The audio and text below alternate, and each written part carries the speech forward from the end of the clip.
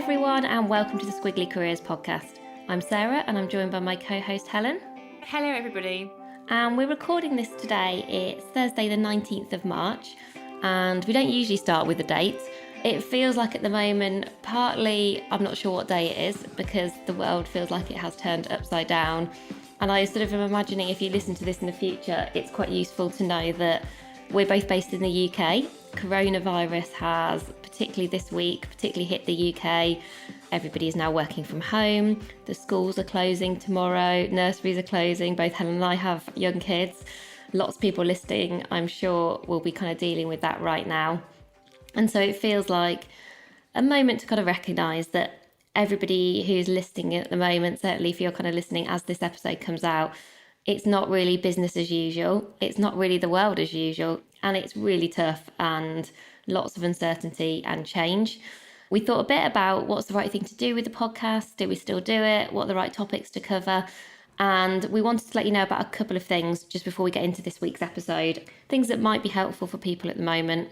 So the first thing is we're sharing on Instagram at the moment some podcast playlists. So we've now done over 130 episodes, and we thought it might be a useful time to group some of those episodes together on certain topics like productivity or growth mindset or emotions at work.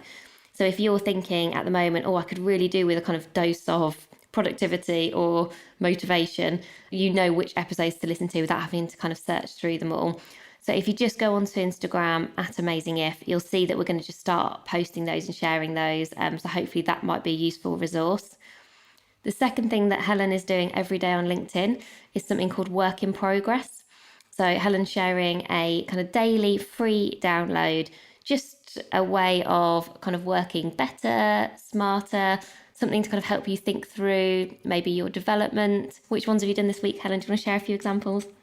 Yeah, I did More About Me, which was it's like an editable PDF with like lots of questions in about yourself that you can share around your team. Because my thinking was, gosh, if you've just joined a new team and now you're entirely working remotely, it's not ideal.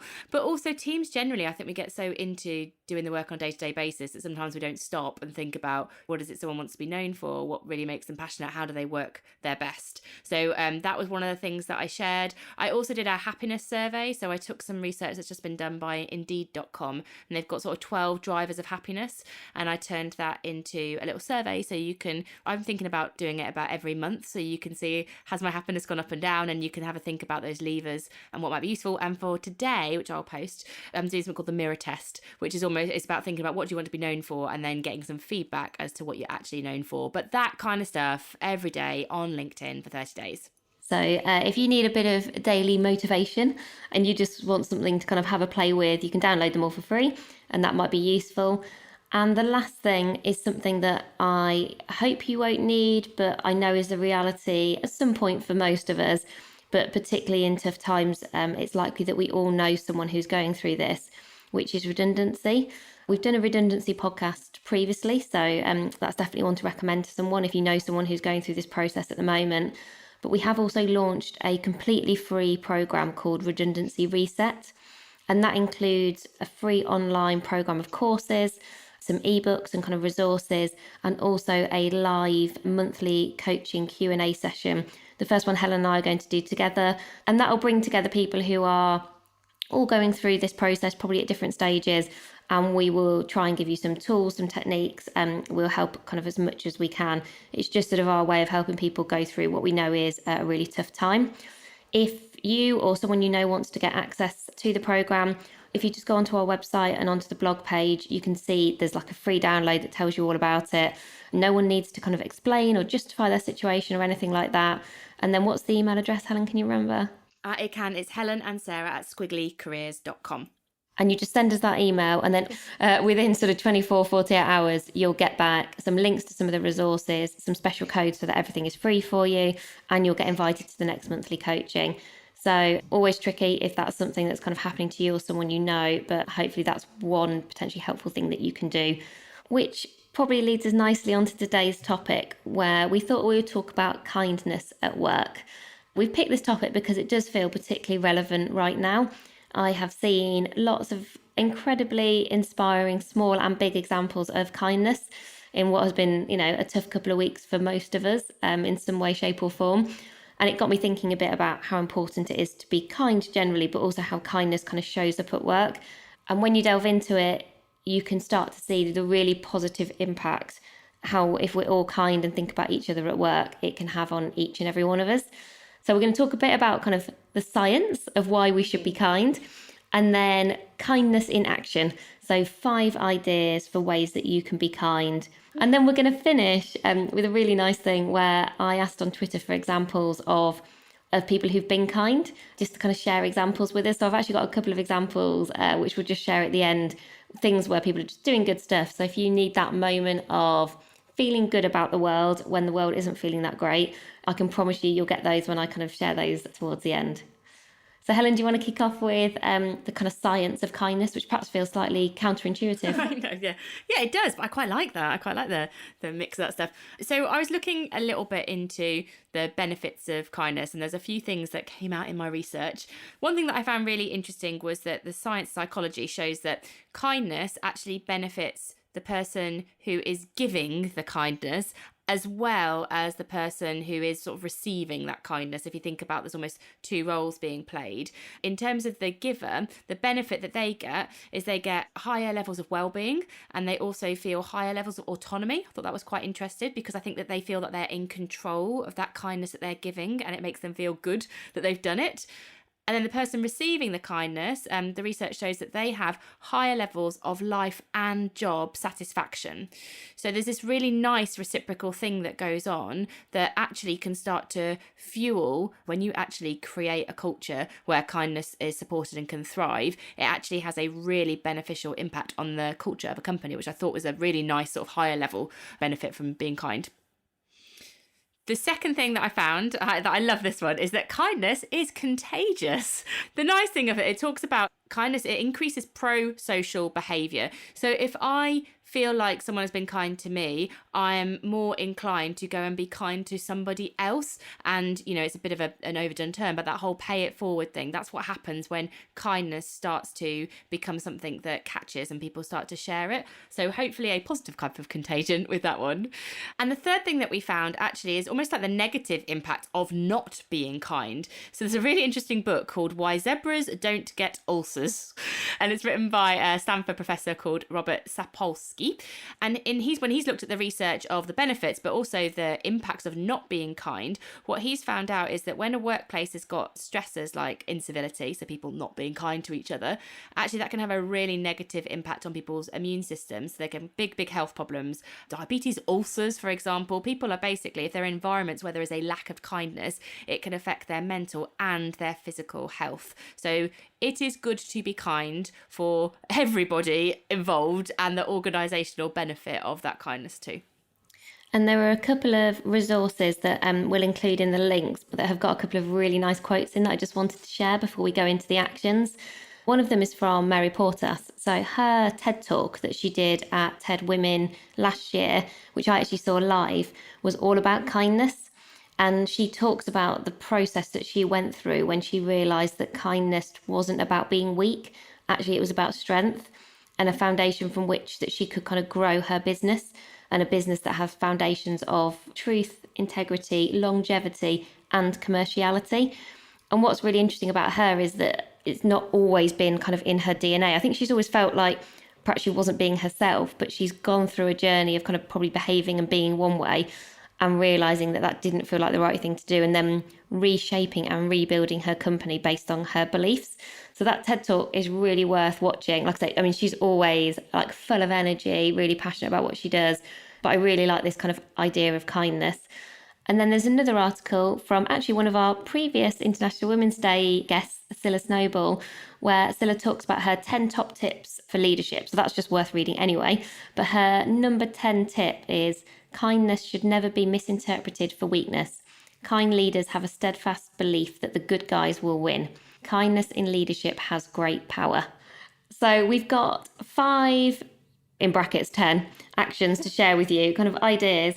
Helen, do you want to kick us off with the virtual acts of kindness? Yeah, well, we thought it'd be quite nice to give you some like kindness tactics, so things that you could go and do straight away. But actually, we should try and translate some of the things that you might do when you're, next to somebody in an office to something that you could do virtually, given that's the working reality of a lot of people right now.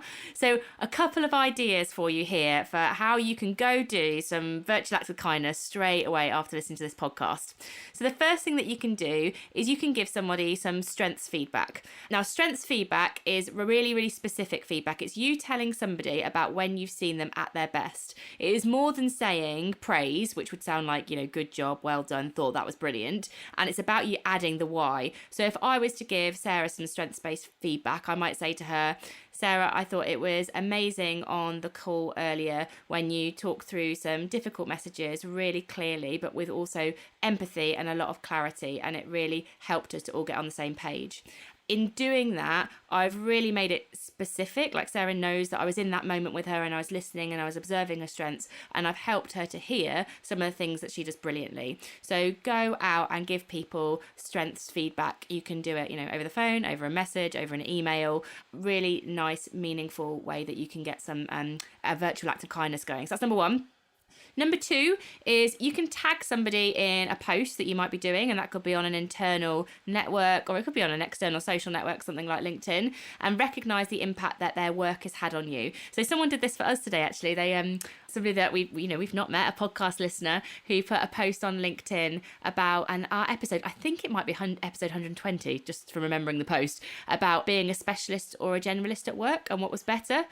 It was really, and they tagged us in it and said it was really, really helpful to them. And now I'm trying to listen to all of your podcasts, and I was like, oh, okay, you need those playlists. But that was a random act of kindness from that person. We didn't ask them to do that, and that was a lovely thing to do. And you can do the same sort of thing for other people. I tried to do this today, actually. I had on LinkedIn, I did a post where I tagged 4 different people's initiatives that they've put in place to help people through what's going on with coronavirus at the moment, like different things that they've set up, so that I could share that with my network, but also so I could shine a light on their work too. So nice thing to do that for people's work. The third thing that you can do virtually is you can connect 2 people together. So in this situation where I think quite a lot of people might be feeling a bit disconnected, actually, because they haven't got some of the same conversations that they might be having with people happening, I think this is a really kind, nice thing to do. All you need to do is spot an opportunity where you think 2 people who you know would benefit from knowing each other. You're not responsible for the conversation that happens next. You're just responsible for making that connection. I often do this over email. I did the one earlier this week, actually, where I connected someone from Penguin with someone in our network. And you just kind of put your nice little statements together about why you think they should know each other. And then you sort of just send the email and leave those people to kind of take that forward. But the fact that you can spot that opportunity for 2 people to maybe come together in some way is a lovely, kind thing to do. Fourth thing that you can do, leave somebody a review or a recommendation. So let's say on LinkedIn, it's so nice when someone just leaves you a recommendation, someone that you work with, and again, maybe they call out your strengths or why they've enjoyed working with you. But that's such a lovely thing when you see those coming through, because you don't get that many. It's not something people spend a lot of time doing. So really kind thing to go leave someone a recommendation on LinkedIn. Maybe particularly freelancers at the moment, because they're going through quite a tricky time. So that could be a very kind thing to do for a freelancer. But also small businesses. But let's say you know someone who's got a product-based business or someone that has a retail outlet. They are going to struggle right now. So you leaving them a review wherever their kind of place, their digital place would also probably be well received. Or if there's something you listen to, like, and this isn't a plug, but if there's podcasts that you listen to, book that you read, go leave a review on Amazon or wherever you can, or on Apple Podcasts. If it's something that's helping you, then let those people know. That would be a lovely thing to do. And my last one, this is a bit strange, but I think like sending a virtual postcard. Now, obviously, I don't think many people are going on holiday at the moment, but there's websites you can use. One is called TouchNote, which have been set up to send virtual postcards, right? So instead of sending a physical postcard when I'm on holiday, I might send a virtual one. And it's kind of, better for the environment. But I was thinking, I might do this like for some people in my friends and family, and I might just start sending them some sillyish pictures with like a little note on the back, recognising that I actually don't want to put loads more effort onto the postal service, because I was thinking, I could just write a nice letter, but do you know what? Postal service have got a hard enough job at the moment as it is. So I was thinking, I might just do like a little note to my nanny or my mum or my sister or some, my friend in Scotland or my friend in Nottingham, take a bit of a random picture and then just do a how are you doing? Just a nice kind little note. So touch note is free to use and might just be a nice surprise in somebody's inbox. So one more idea, kind of separate to the kind of virtual acts of kindness. But I think most of these are the ones you can work out how they would work remotely. And that's to say thank you and be really specific about saying thank you. Ask yourself every day, have I said thank you to somebody? And actually, if we think about it, and I was thinking about this, and I was thinking, other than as in saying thank you if you've bought something, I'm not sure I do always say thank you in a work context every day. And it helps with something called intentional kindness. I think just asking yourself that question of is there somebody I need to say thank you today? Because actually they've helped me, or perhaps I need to say thank you because something that they've done for me 3 months down the line has been really useful today. And I really like this phrase that Helen kind of came up with, which is this idea of kindness karma. We often talk about believing in career karma, but I think the same applies for being kind, is that if you just are kind with kind of no expectation of return, it's sort of like that research that Helen was talking about at the start, that I suspect the more you kind of say thank you and the kinder you are, the more you get in return. And it's so nice when someone says thank you to you. For some of the people actually who have already become part of the redundancy reset programme, I was just reading a few of their emails today, and pretty much every single one of those people who are in very difficult situations started their emails with thank you.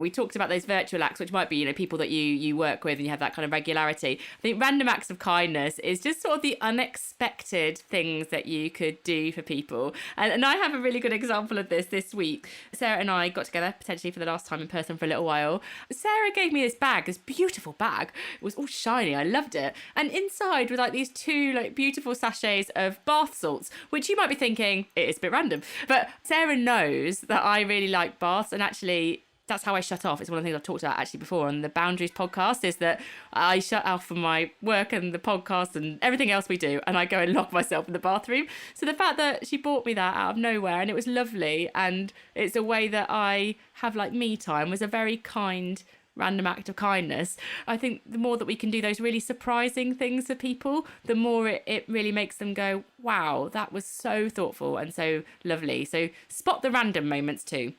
So number 4 is checking in with people for no reason. This has happened to me, I think, 3 or 4 times now this week, because we run a business where the majority of what we do, we're going into companies and kind of delivering learning or development. And so people are understanding that it's likely to have a really big impact on what we do. And we've just had a few emails and a few WhatsApp messages where people are literally just checking in, just to kind of go, how are you? And I think whether, obviously at the moment we're in kind of extraordinary times, but I do think generally this is a really good thing to do. And one of the questions actually I learned when I was becoming a mental health first aider was not to ask just, oh, how are you doing? Which can sound a bit general, and often people have the tendency to respond quite quickly to that with just, oh, fine, to actually ask instead, oh, how are you doing today? Or how are you feeling today? And I do wonder whether, particularly at the moment, that's really helpful, because I do think people's emotions are going to go up and down a bit. You're never quite sure. And actually today, when I've definitely had kind of probably my toughest day this week today, actually having an email from someone who actually was just saying, I just thought about you and I just thought it must be pretty tough. How are you both? And it really made me smile, and it's so thoughtful, and it's so nice to know that people are thinking of you. And I think with your teams, if everybody's working remotely, and loads of people are starting to do this, and I think people are doing a really good job of sharing stuff online, but whether it's you're doing a daily check-in with everyone in your team at the start of the day and at the end of the day, loads of people I've seen are doing end of the day, everybody getting either a cup of tea or a G&T or whatever their tipple is, toasting the day, being we made it through today. What's your win of the day? What's your win of the week? Just to kind of keep morale and motivation together. Because most of us, as much as we would like to work from home, probably don't want to be working from home every day. And there'll be some people listening where maybe you're not getting to work from home, and maybe check in with those people who everybody else is perhaps talking about working from home, but do you know someone who's, I don't know, in the NHS and they're actually going to work every day and working incredibly long hours? So just think of, is there someone that you've not checked in with yet that you could? I don't think you need a reason. I think you can just go, how are you doing today?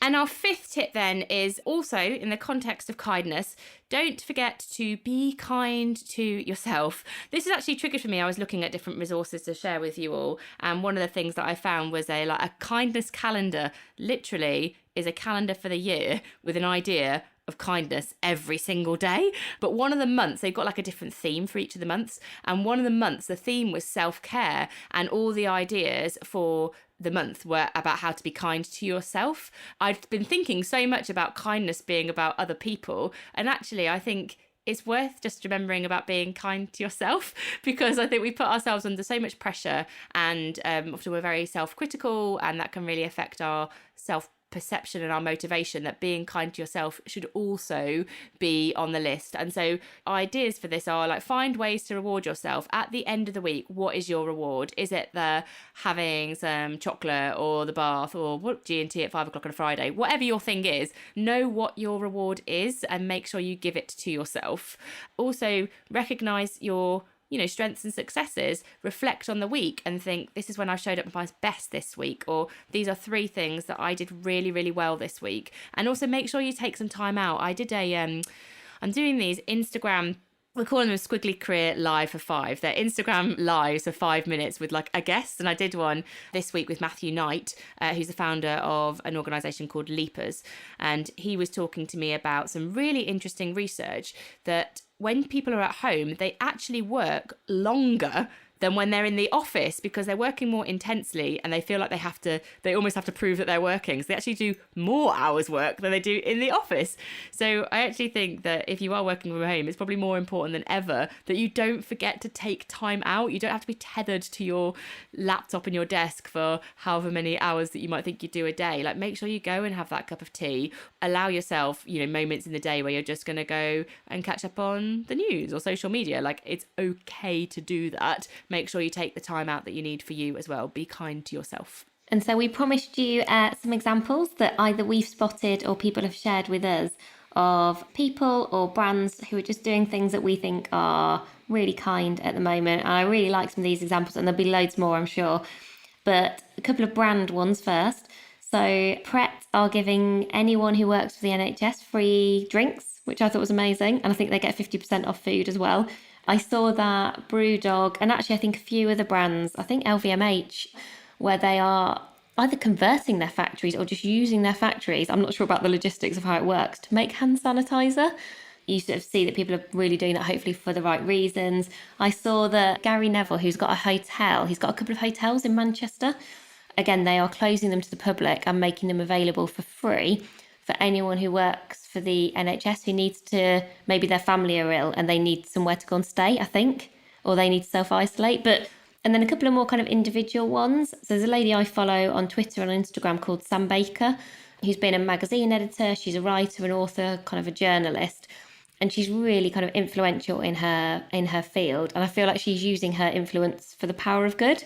So this week we mentioned before that it must be tough at the moment for freelancers. And she tweeted that if anyone was an illustrator, if they shared a link to their work and kind of some images, that she would then kind of retweet them all kind of together. And then she did an amazing tweet where she just showcased basically the work of all of these illustrators. And they were all so amazing. And I just thought it was a really kind of nice, kind thing to do. And Daisy Buchanan, who we know a little bit through kind of some of our authors groups, again, she has loads of people following her. She's got a book podcast, really kind of influential in that world. If you are about to launch a book, all of your events will have been cancelled. And so she offered to do kind of a shout out to every new book in her newsletter. And I've seen a few people do that actually, where, when people are just missing out on something that will have a really big impact on the success of that thing, or perhaps would have done, trying to find new ways. So, you do see people doing creative things in kind of tough times. And actually, one of my friends who runs something called Soul Hub, they are offering free therapy. So Carmen Rendell, who runs Soul Hub, she's a qualified therapist. So if you just go to soulhub.co.uk, they've got loads of free resources anyway on isolation, coping with loneliness. But for people perhaps who feel like they were in therapy but maybe now can't afford it, which, that's going to be the reality for some people, or feel like they might really benefit from therapy. She brings together through Soul Hub some really brilliant experts kind of in their field. So definitely worth having a look at that, and they're kind of doing that all for free. So some lovely examples and reasons to be cheerful. Maybe there was not as many as usual, I think it's fair to say. Yeah, very true.